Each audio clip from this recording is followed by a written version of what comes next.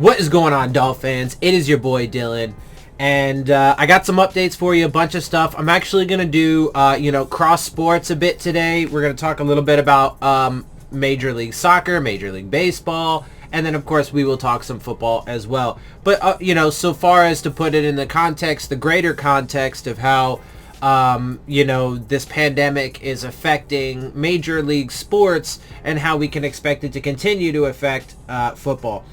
Alright, so anyway, to start with, from Yahoo Sports, MLS will resume regular season games in its own stadiums, some with fans in attendance, on August 12th. So that's 4 more days. So the Major League Soccer season is getting ready to start in 4 days. So they haven't even started yet. So we'll have to wait and see how, Major League Soccer holds out. Let's see if they're capable of, having a season without it. The NBA seems to be doing the best so far, although they have not been perfect, and certainly have had some issues, and, the virus definitely had gotten into their bubble, at least at some point. But, we'll see. We'll see. Every sport is different. There's different levels of contact, etc., etc. And then, obviously, when it comes to basketball is one of the smaller roster sizes for teams, right? You have less people generally on a basketball team than you would, let's say, a baseball team, right? Baseball teams, if I'm not mistaken, have the largest roster sizes. Anyway, I don't track all the different sports that much. I know hockey's got, a pretty sizable teams and rosters. But anyway, whatever. Point is there are factors that affect each one of these sports a little bit differently, so we'll see how Major League Soccer handles it. Major League Soccer is coming right back following the MLS is Back tournament. The top circuit in the United States and Canada announced plans to resume the regular season on August 12th, a day after its month-long World Cup-style tournament concludes in a bubble in Central Florida. So it looks like their little World Cup tournament ended up okay. I do know Major League Soccer was a little bit affected. I know they had a couple opt-outs and stuff like that. But they seem to be moving along okay to this point. Let's see how long that continues. Despite the ongoing coronavirus pandemic and the fact that Major League Baseball, which is playing games in empty stadiums in response to the health crisis, a limited number of fans will be permitted to attend some of the matches where local officials allow. Although the majority of the matches in local markets will be played without fans in attendance, the league said in a press release. We'll see, man. We'll see how it plays out. MLS and club leadership are working with local health authorities and government officials on a plan for limited capacity at certain games where allowed, the statement continued. I mean, look, again, just real quick, my base point here is that, look, man, I get it. People want their entertainment, and when you're talking about players and stuff, they want their paychecks. But there are things that are bigger than football, or bigger than sports, bigger than entertainment, and certainly bigger than money, right? And more important than money, and that's the health and safety of people. Now, having said that, though, I do also think it is, as I've mentioned, the right idea would just be to shut down these, leagues and these seasons, because risking people's health and their lives is not worth the sport. It's just not. But it is, and it's, I was about to say, but it is worth the paycheck. It's not, except for the fact that that is, of course, their livelihood. So they do need that. But that's why, it should be, incumbent on the owners to make sure that their dudes are taken care of, their players, the guys that bring them in, all of that money that they're so concerned about. If it wasn't for the players and the coaches and the fans, they wouldn't have any of it. So, they need to show a little bit more fucking appreciation, but, and do the right thing. But this is capitalism, baby. This is how it works. So, anyway, FC Dallas and Nashville SC, which were both forced to withdraw from the MLS is back tournament after more than 20 players and staffers on the two teams tested positive for COVID-19, will meet in Frisco, Texas on August 12th and 6th. So those two teams had to withdraw from the tournament. So the tournament obviously wasn't completely isolated and not affected at all. And now they're going to return. We'll see how it works, man. I'm telling you, especially because, look, this thing is going to explode. At least this is what all the actual experts seem to be saying. That once we get into the winter months, man, this thing is going to explode like nobody's business. Especially with the way that like schools across this country are opening up, and that's proving to be a disaster in the early stages. Anyway, let's go ahead and continue on so I don't drag off too much on my tangents. As was the case during the MLS's back tournament, all players and essential club staff, including coaches, will be tested every other day. I don't think it's enough. Teams will travel on chartered flights or buses, and where possible will arrive and leave on match day.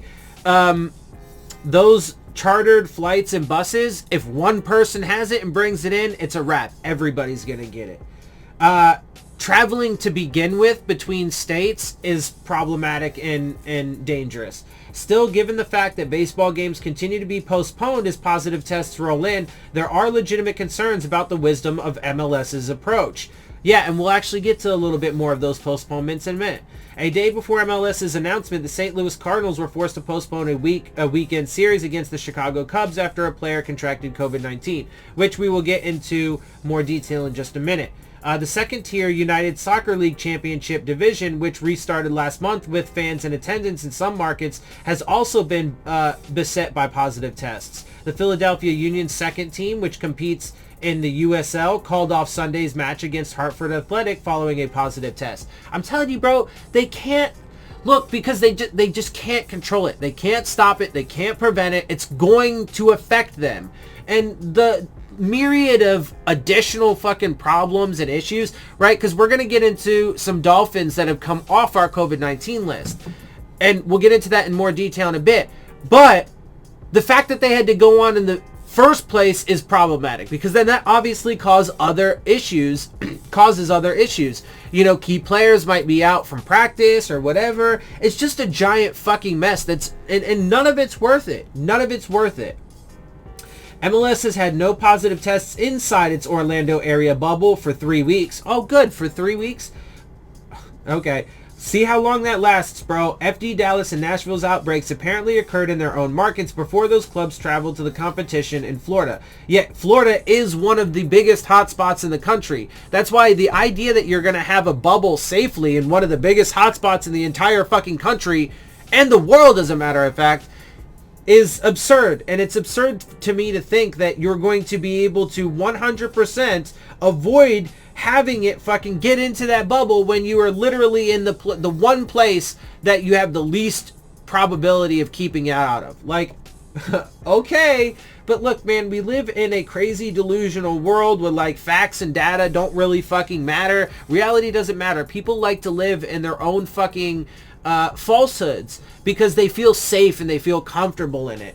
And I get it, man, but unfortunately the real world is not safe and it is not comfortable, and I absolutely promise you, you will perish if you do not fucking wake up to it and face it, you know, full on and you know, in its true form, and stop fucking, you know, I'm talking to people who like to live in their fucking bullshit realities that don't exist. Anyway, let's continue on, because as they had mentioned in there have been a rash of new postponements in Major League Baseball that is, look, it's just destroying their season. I mean, I can't understand how baseball fans could enjoy that. Like, I mean, because if it's your team, then, oh man, your team has to get fucking shut down. If it's not your team, but a team your team had to play, it's just a giant fucking mess. Anyway, let's continue on. MLB schedule has 24 total games postponed due to COVID-19, including Cubs-Cardinals series. 24 games. Bro. Like, really? I know they play like a million more games than we do in a league year.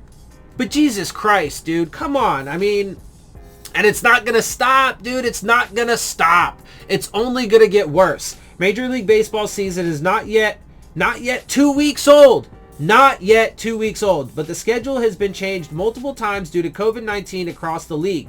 And look, and then, so they'll shut teams down and they'll let other teams keep going. And then they'll get shut down because they'll keep going. And eventually it'll get in there. Look, it's a joke. Anyway. Digress so I can get through this information. Alright.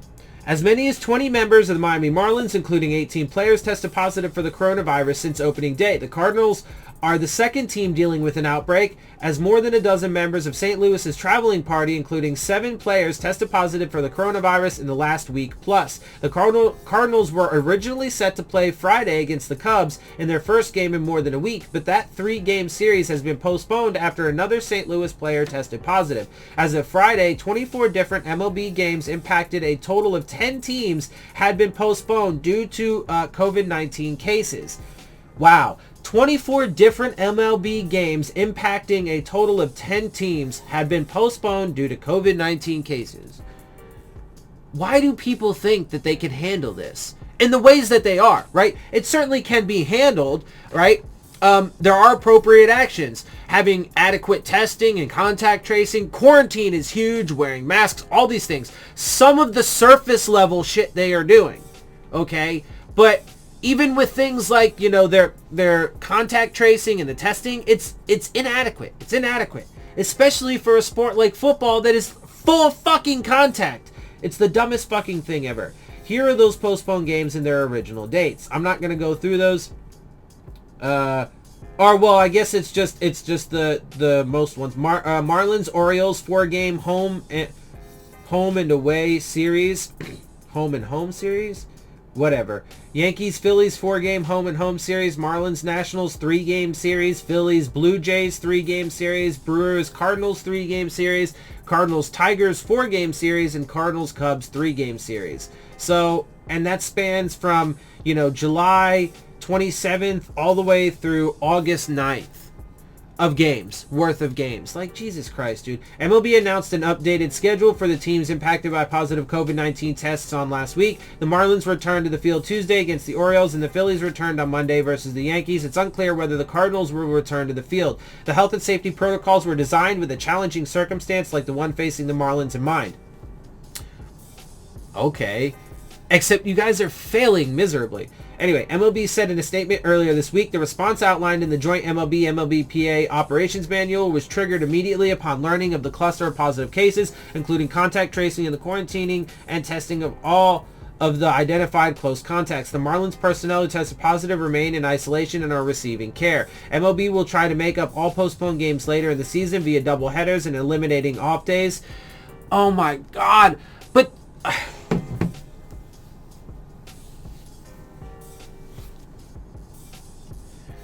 okay, bro, but see, imagine that happens in the NFL, okay? Imagine they have to cancel some games, and then they try and push them back. They start taking away people's bye weeks, you know, blah, blah, blah, right? Or they start doing more games on, you know, Sunday, more games on Monday, more games on Tuesday, do like double headers, like they're talking about here. Bro, you're then asking for more injuries. I'm telling you, the problems are only going to continue to compound. There is no way, I'm not going to speak definitively on the MLB, the MLS, or NHL, or whatever.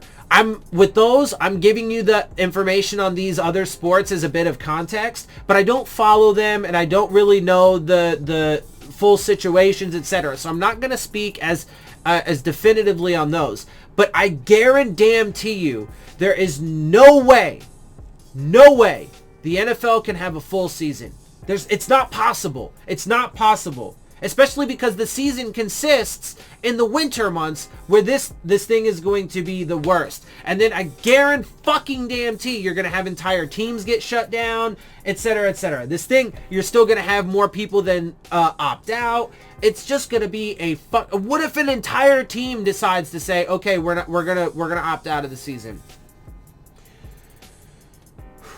Okay. Anyway, let's see. MLB, I mean, it's fucking garbage. If it's not possible, MLB is prepared to allow teams to finish the season with an unequal number of games played and determine the postseason field with winning percentage. Oh my God.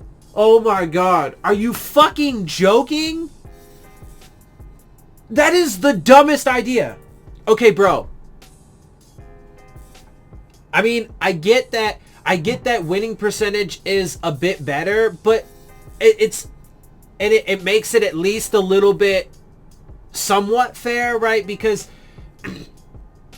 even like if one team played 80 games and another team played 100 games, obviously percentage is the way that you would want to go. You wouldn't want to go off of win-loss record necessarily, or really at all, but it's still just a fucking, just a giant shit show and a joke. Like, because, but that, it just continues to prove with their double headers and all this, that, and the other. The only thing they care about is making sure that it exists so they can make the money off it. That would not be ideal, but there is precedent. Teams finished with an unequal number of games around the 1981 strike. Some teams played as many as 111 games that season, while others played as few as 103, and the standings were based on winning percentage. In these adverse times, a similar strategy would be warranted this year.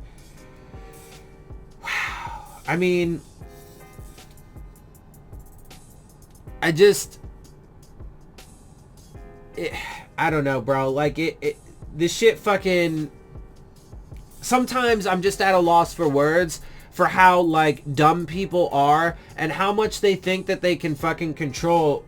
And anyway, COVID-19 carries up to a 14-day incubation period, the time from exposure to development of symptoms, with a median of 5 days, which is also super problematic for this whole thing. As for player compensation, the March agreement on prorated salaries only applies to how many games each team is able to play. However, players, so in other words, the less games you play, the less money that the players get, etc., etc. However, players on teams like the Phillies, Orioles, and Nationals will get the full 60 games, even if they are unable to play 60 as a team due to the circumstances here. Anyway, whatever. I mean, it's just a giant fucking joke, bro. Yeah, so anyway, let's continue on, though. Let's transition a little bit because we are now going to start getting into football, although this is going to be about college football. But this is a pretty major, huge domino that has fallen in college football. MAC becomes first FBS conference to cancel 2020 college football season for the fall. The entire MAC conference is now out. So the Ivy League schools are out. The entire MAC conference is out. And then there was another team recently that just fucking, I can't remember who it was off the top of my head. Maybe they'll mention it here. But anyway, there was another team, another FBS team that just recently dropped as well. That we talked about. There's so much shit going on, it's hard to keep track of it all. Anyway, the Mid-American Conference officially canceled its 2020 college football season on Saturday because of concerns about the health and safety of its players amid the COVID-19 pandemic. As such, the 12-member league will become the first FBS conference to decide not to play this fall. So that's 12 teams. So you had the Ivy League teams, which was a handful of teams. They're taken off the schedule. Now you have the entire MAC conference. That is 12 colleges, 12 teams, entirely off the schedule now. Telling you, bro, I'm telling you, the MAC's decision to not play this fall extends to all sports. The conference intends on attempting to play a football season along with the rest of the conference's fall sports in spring of 2021. Okay, I mean, I think that they're being a bit ambitious there. Because, I mean, when you look at the Ivy Leagues, they decided, and I think this is the right thing. And look, I mean, people can get good educations no matter where they want, but Ivy Leagues are typically, or at least stereotypically, where, you know, the smartest of the smart go, etc., etc., etc. That's why they're Ivy League. So theoretically, from a stereotypical standpoint, it makes sense that the more correct decisions would come from the smarter people. Obviously, you know, we'll temper the whether or not they're actually smarter, because whatever. Anyway, but in this particular instance, they definitely did prove to be smarter because they made the decision far sooner than anybody else, and they decided that they were not only going to cancel all of their fall sports, but then they did not say that they were going to resume in the spring or whatever. What they said was they would reevaluate come beginning of the year, and that's totally right. Anyway, winter sports are unaffected by the decision, MAC Commissioner John Steinbrecher said in a press conference. For now, there are simply too many unknowns to put our student athletes into situations that are not clearly understood, Steinbrecher said, and that's true. It's not the easy decision, but it was the right decision. Absolutely. Totally agree with that. When asked if, well, except for the fact that for me, it actually would be an easy decision. Because it's not comparable. People's lives or, entertainment. There's plenty of, other entertainment. I got video games I play, music, I like to work out, I got a massive movie collection, right? All kinds of things. I intend to go for a bike ride today, etc., right? So like, there's all kinds of other things you can do to entertain yourself. You don't need sports in which that risk people's lives. When asked if there was any resistance to the decision, Steinbrecher told reporters that the decision is to postpone all fall sports was unanimous. The school presidents representing the MAC were expected to vote on whether to play in 2020 on Saturday morning after initially planning earlier in the week to meet about finalizing a schedule format for the season. It was reported throughout the week that Northern Illinois and its president Lisa Freeman had been pushing the league not to play at all, with NIU reportedly suggesting it would not compete even if the MAC decided to build a schedule and the intent to compete in the fall. NIU has been one of the MAC's best programs since it rejoined the league in 1997, competing in 8 conference championship games. It is the MAC's most accomplished team over the last 10 years, winning 4 MAC titles out of 7 title game appearances since 2010. UConn was the other one. That's what it was. Became the first FBS team to decide against playing college football in fall 2020 on Thursday. It is an independent program unaffiliated with a conference, but that is still a team that has to play against these other schools. It's some of their non-conference games, right? Or whatever. Anyway, but it's still another college program that has exited the tournaments, right? Well, the MAC has canceled its fall season due to health and safety. There were also financial concerns as the conference was hit hard by the Big Ten's decision to play conference-only games this season. Yeah, and that's another thing. Big Ten's conference-only. But I'm telling you, just wait for it. There were 11 Big Ten versus MAC non-conference games scheduled in 2020, with payouts to MAC schools set to approach nearly $11 million in those games alone. Games against other Power 5 schools were also canceled, leaving just 5 money games for the entire league. Many athletic departments count on those big money games against Power 5 opponents to cover operating costs each season. Additionally, private COVID-19 testing is expensive, and even abiding by the minimum standard of 1 test per week. What? 1 test per week? That's insane. Could cost programs significant sums of money over the course of a season. Though Steinbrecher insisted his league would play college football in 2020 despite losing those games, the coronavirus pandemic has not eased or shown significant signs of improvement over the last month. Now the MAC faces a new concern, losing its best players. There is growing worry across the league that should the Power 5 and other conferences go on with fall seasons, some of the league's top players could transfer, particularly as other players across the country are opting out of the season altogether. Multiple FCS conferences have already canceled college football for the fall, and neither Division II nor Division III football will stage fall championships in any sports. Division I will make that decision for the FCS at some point, though that will not affect the FBS, which competes in the college football playoff outside Division I or NCAA purview. However, college football is so complicated, bro, because there's so many conferences, so many teams, etc., etc. Anyway, I would love to follow it a lot more. I just don't have the ability, and right now it's impossible because of all this bullshit. However, the MAC canceling its fall season may be becoming a tipping point for the FBS. With other group of 5 conference make similar decisions, will the Power 5 face growing pressure from its peers' decisions to pull the plug? That's why I'm telling you, dominoes, bro, dominoes. That's a huge domino. I have great faith in all of our colleagues across this enterprise, said Steinbrecher. They'll do what's in the best interests of their student athletes, coaches, and communities. So he's alluding to he thinks that they're going to shut down. Because that's what he did, and that's what he thinks is the right decision. Only time will tell as the 2020 college football season approaches. So huge domino to fall right there. And like I said, man, I mean, check that on the list of yet another fucking data point to prove Dillon right. I mean, because look, bro, I've been saying it. I've been telling y'all. All right, anyway, let me go ahead just real quick and give you these updates for the Dolphins players who were activated today off of the COVID-19 reserve list. We have defensive tackle Devon Godshaw, safety Brandon Jones, and defensive end Shaq Lawson. Which is good, and obviously would suggest that they had only come into contact with somebody and didn't actually test positive themselves.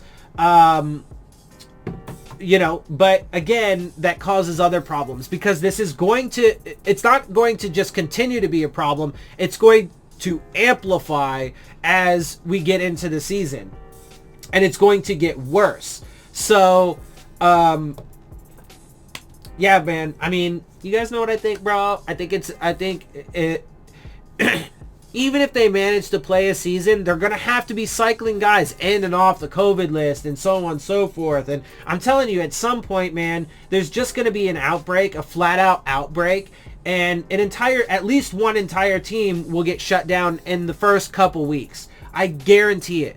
Virtually guarantee it. Like 98%, I will say that there's going to be at least one team and it's probably going to be a Florida team or maybe a Texas team that gets completely shut down because there's a fucking outbreak within the first couple weeks of the season. Once teams have actually started fully coming together, I mean, they're in training camp right now, and actually start playing against each other.